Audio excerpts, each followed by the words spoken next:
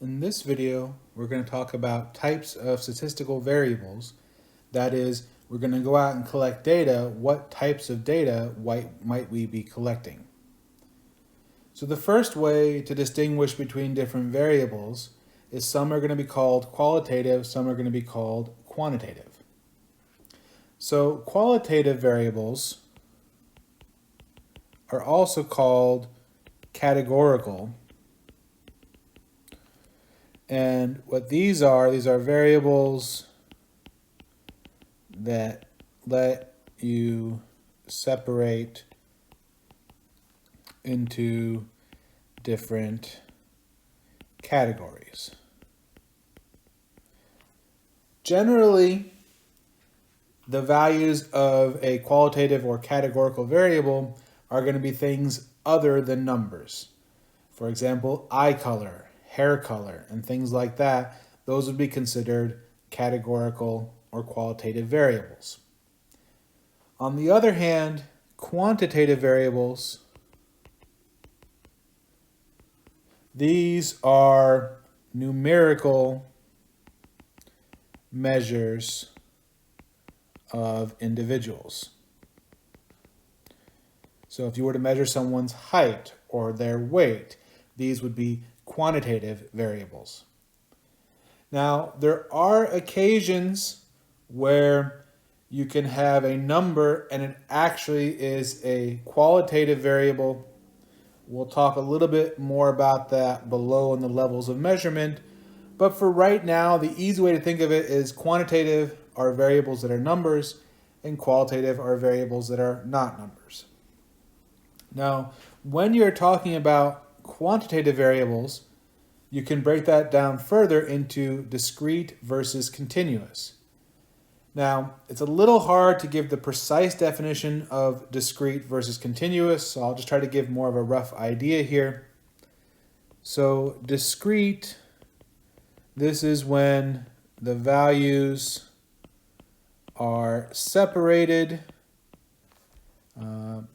generally have a finite number of possibilities. So things like the number of siblings one has, that would be a discrete quantitative variable.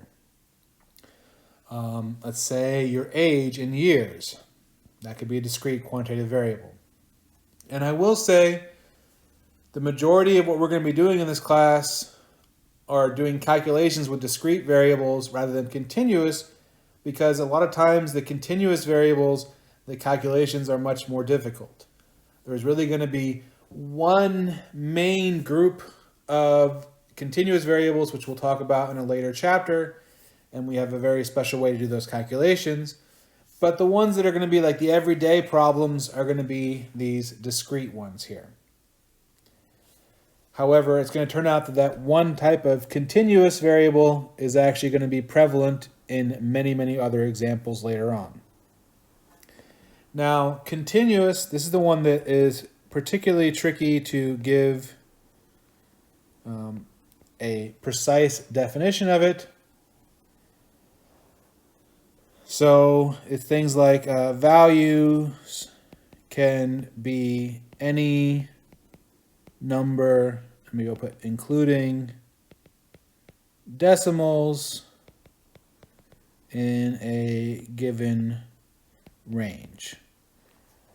So like someone's weight, because they can be this many point something pounds or this many point something kilograms, whatever. Because you can have decimals of varying numbers, someone could be 135.2, someone else could be 135.29, and so on. You can get, however accurate it may be. These ones that can go to decimals, that can be any number in a range, that would be a continuous variable. And the other, generally, so we'll have an infinite number of possible values. Unfortunately, there is some extra stuff that can kind of cause more confusion here. I talked about weight, and I said weight was a continuous random variable.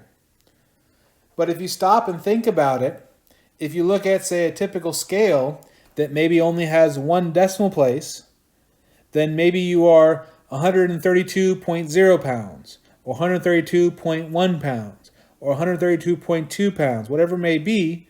You can't have anything other in between there, right? The scale is not going to tell you 132.78921. That's not going to be a possibility. It only goes to one decimal place. So you could think of that, since you're restricting which values it could be, you could think of it as a discrete variable. As I said, there's this extra confusion. I don't normally put much question-wise about discrete versus continuous, just because it can be up to interpretation which way you want to think about what it is. The main time that this is going to come into play is in a later part of the class when we are calculating things called probabilities. And right then it'll be a lot more specific, the difference between them. So just hold on for now. Let's talk a brief idea of discrete versus continuous, but we will get into more detail later on. Okay, this last part is also something I don't usually go too heavy on, but I want to at least mention it here. These are the different levels of measurement. So the nominal level of measurement, what this means is the values allow you to label or categorize. So when we have hair color, that would be a nominal level of measurement, because you can categorize people in different ways by their hair color, but it's lacking the thing that we have in the next, which is ordinal. So ordinal is going to be can categorize plus and put in an order. So for example, if I am talking about the number of siblings someone has, I can take those values and put them in order. The people that have 0 siblings, they are the smallest in that value of that variable. Then if I have people that have 1 sibling, those would be slightly greater than that. And you can take those values and put them in order. That's why it's called an ordinal, for putting an order on things. And nominal variables, if all you have is nominal, you are lacking that ability to order. So for example, hair color, if someone's hair is brown and someone's hair is black and someone's hair is blonde, which one's less than or greater than that? There is no way to say that. There is no way to put them in an order. That's why it would only be nominal. It would not be ordinal. So the next here is the interval level of measurement. And what this means is, it's ordinal, nominal plus something else. So can subtract values of the variable, and that has meaning.